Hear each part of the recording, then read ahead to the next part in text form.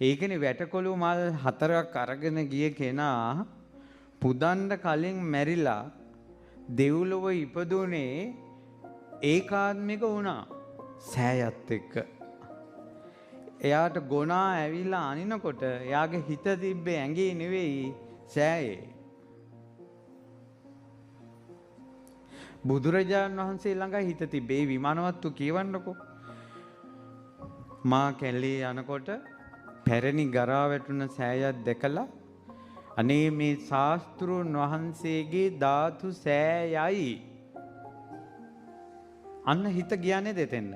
මේ ශාස්ත්‍රුන් වහන්සේගේ ධාතු සෑයයි කියා සිතා වැටකුළු මල් 7ක් රැගෙන ධාතු සෑයට පිදීමට මා යද්දී ගොනෙක් ඇවිල්ලා එන්නා.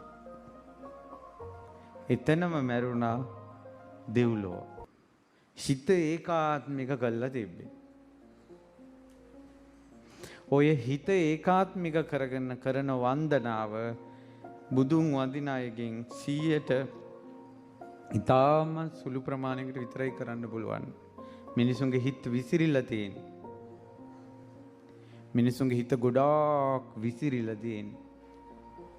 හිත විසිරුණ මිනිස්සු කරන පින්කම් වලින් ඒ මිනිස්සු දෙව්ලොව ඉපදුනොත් ඉපදෙන්නේ පිරිවර දෙව් පිරිවර ඇතුලේ ඉපදෙන්නේ දිව්‍ය රාජයෙක් වෙන්නේ.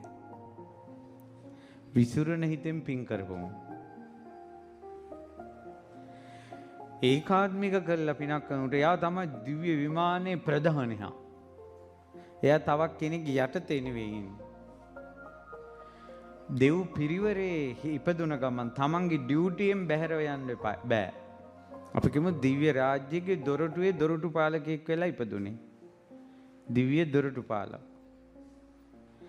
ඒ ප්‍රධාන දෙවියාගේ අවසරයක් නැතුව එයාට එතන යන්න බෑ.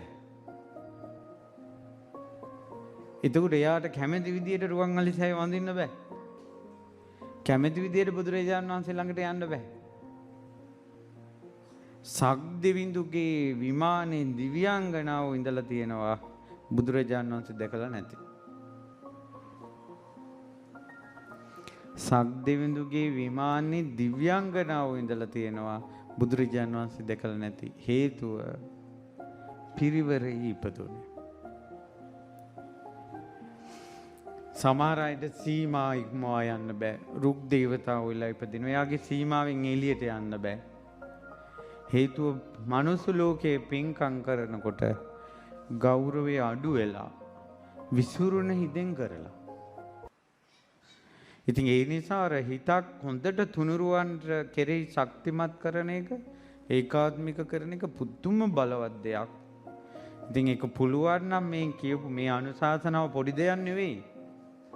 මේ අපිට වරදින තැන් පුළුවන් නම් හදාගන්න. ඉතින් පින්වන්තයි නම් අපිට තියෙන අනිත් අය වට වෙන නිසා.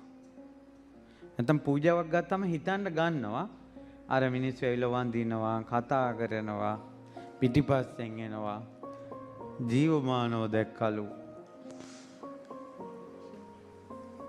බණ අහනවලු. ඉතින් මම කිව්වා ඉතින් අහන්නනේ කියන්නේ කියලා. අහනවලු. සමහර මිනිස්සු